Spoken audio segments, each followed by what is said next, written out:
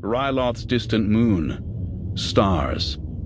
Ryloth grew bigger with each rotation of the shuttle. The ship was falling toward the planet. Motion flashed into Vader's field of view for a moment.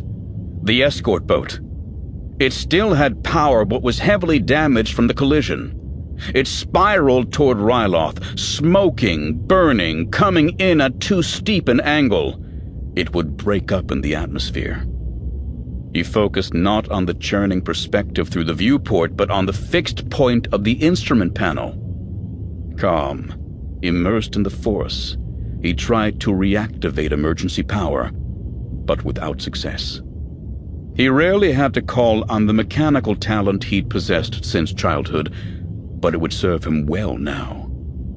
He had only a short time before the ship hit the planet's atmosphere, and if it hit while spinning out of control, they'd burn up.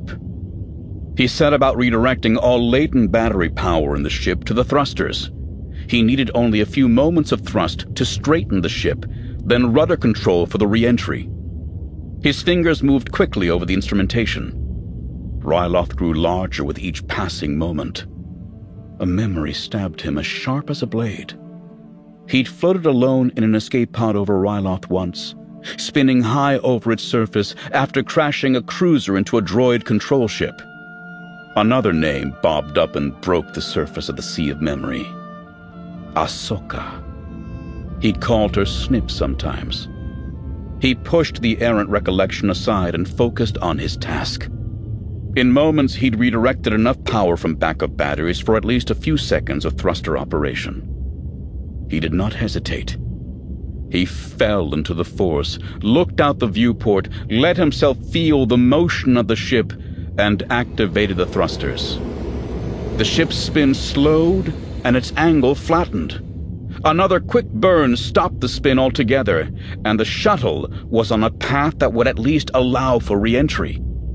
And he still had a small amount of battery power left. Behind him, the door to the cockpit slid open, and he sensed the presence of his master. The ship is nearly powerless. I will get us down, though. No doubt, his master said, and sat in the co-pilot seat.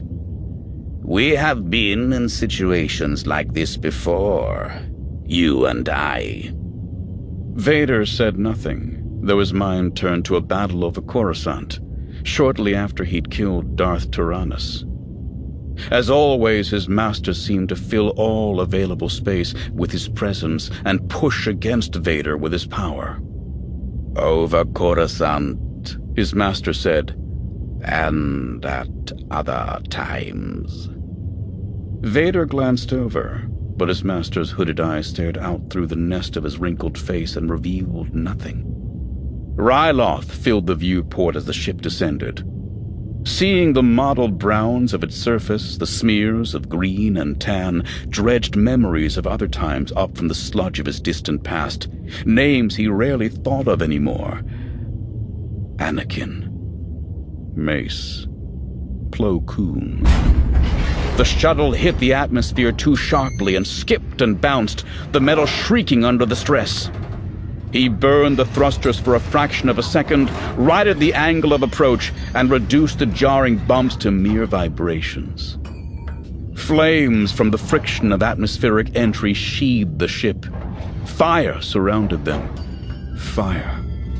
Mustafar. Obi-Wan. He used his ever-present anger to burn away the memories, but the charred husks of the past clung to the forefront of his consciousness. Padme. He rarely allowed himself to think her name.